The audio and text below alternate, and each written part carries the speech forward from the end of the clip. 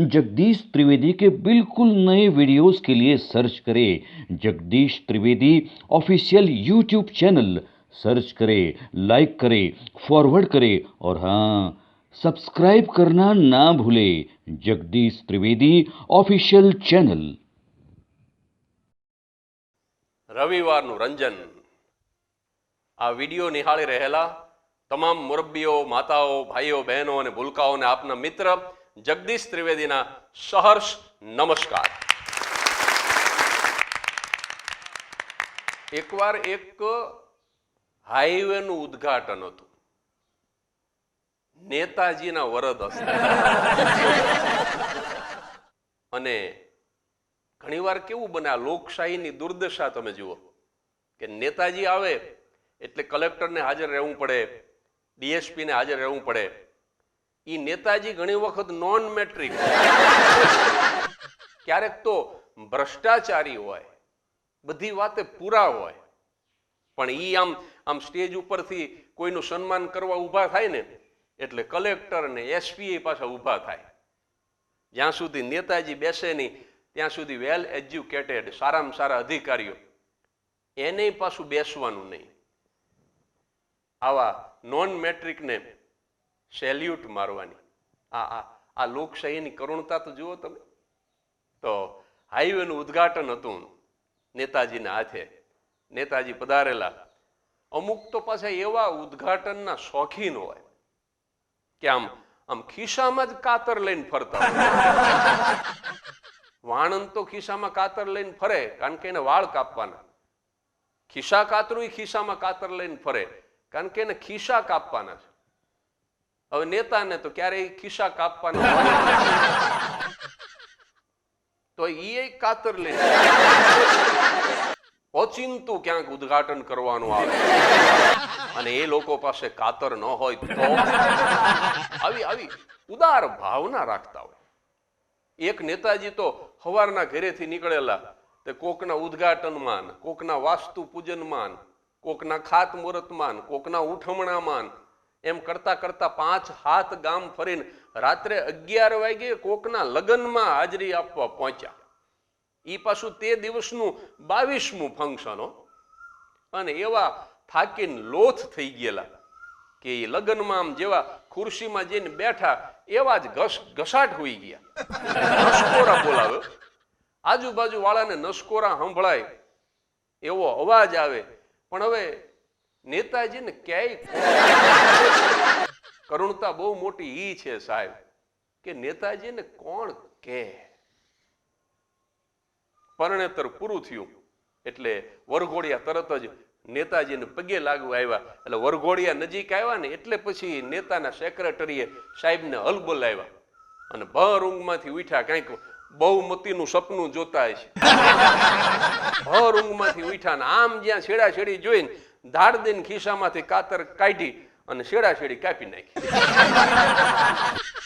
છેડાછેડી થઈ એ ભેગા જ છૂટા છેડા। એટલે હાઈવેનું ઉદ્ઘાટન હતું, નેતાજીના વરદ હસ્તે હતું। હસ્તને વરદ કહેવો કે ન કહેવો એ પણ ઘણી વખત વિચાર માગી લે એવી વાત હોય છે। નેતાજીના હાથે ઉદ્ઘાટન, કલેક્ટર, ડીએસપી બધાએ હાજર હતા। મોટા માંડવા ખોડેલા હો ભાઈ। અને ઓન ડ્યુટી શિક્ષકોને કીધેલું, ઓન ડ્યુટી આરોગ્ય કર્મચારીઓને કીધેલું, આશા વર્કરોને, આંગણવાડીના બહેનોને કીધેલું કે બસો ભરી ભરીને તમારે માણસોને લઈ આવવાના છે। ને એસટી બસોને તો માણસોને લાવવા લઈ જવા માટે રોકી દીધેલી। શાળાની અંદર વિદ્યાર્થીઓનું જે થવું એ થાય, દવાખાનામાં દર્દીઓનું જે થવું એ થાય, આંગણવાડીમાં બાળકોનું જે થવું એ થાય, પણ નેતાના માંડવા ભરેલા હોવા જોઈએ। હાઈવેનું ઉદ્ઘાટન પૂરું થયું, નેતાજી તો તરત નીકળી ગયા કારણ કે એને ઉદ્ઘાટનમાંથી પાછું કોકના ઉઠમણામાં જવાનું હતું। અને અધિકારીઓ જે હતા, કલેક્ટર ને ડીએસપી ને, એ બધા ઉભા ઉભા આઈસ્ક્રીમ ખાતા હતા, સરકારી આઈસ્ક્રીમ।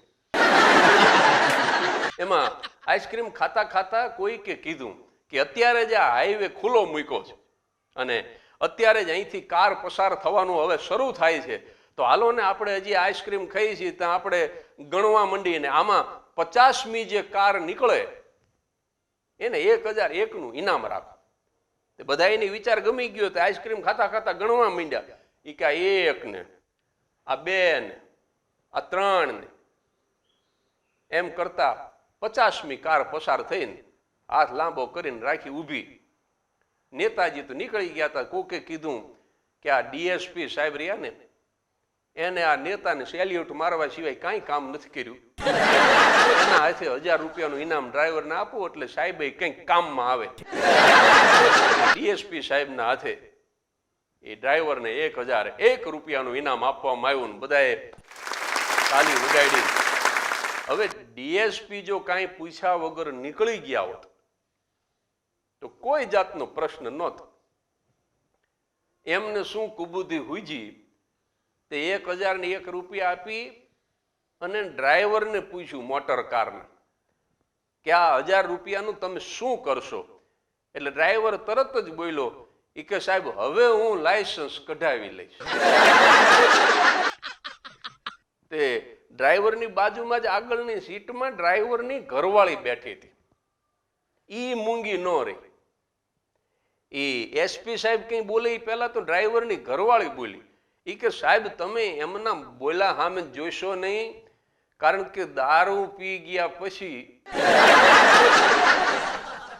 એમને બોલવાનું જરાય ભાન નથી રહેતું. હજી આ વાક્ય પૂરું થાય તો કારની પાછળની સીટમાં ડ્રાઈવરનો બાપ બેઠો હતો. ઈ બે કાન બેરો. એના બાપને તો એમ જ હતું કે આ કાન છે ને એ ચશ્માની દાંડલી ટીંગાડવા અને માસ્ક પહેરવા આ 2 કામ માટે જ આપ્યું. બાકી તો આ ભગવાન હાવ ખોટો માલ બગાડ્યો. બેરો તો આમ બધા માણાને જોવે ને ઓલા ખાખી વર્દી વાળા સાહેબને જોયા ને આ બધા વાતું કરે ને એ બધું જોયું. મૂંગી ફિલ્મ જોતો હોય ને એવું લાગે બેરાને. પાછળની સીટમાં બેઠો બેઠો ઈ ડ્રાઈવરનો બેરો બાપ બોલ્યો ઈ કે હું નહોતો કહેતો ચોરેલી મોટરમાં આપણું બહુ લાંબુ નહીં હાલે. અહીંયા વાત પૂરી નથી થતી. આ બેરો બોલ્યા પછી ચોથી દુર્ઘટના બની. એની મેળે કારની ડેકી ઊંચી થઈ. બોલો, એની મેળે એમાંથી એક ભાઈએ ભોડું બહાર કાઢ્યું. ભોડું એટલે માથું. અને એને ડ્રાઈવરને પૂછ્યું કે ભાઈ આ બોર્ડર ક્રોસ કરલી? 4 ગુના બન્યા હો સાહેબ.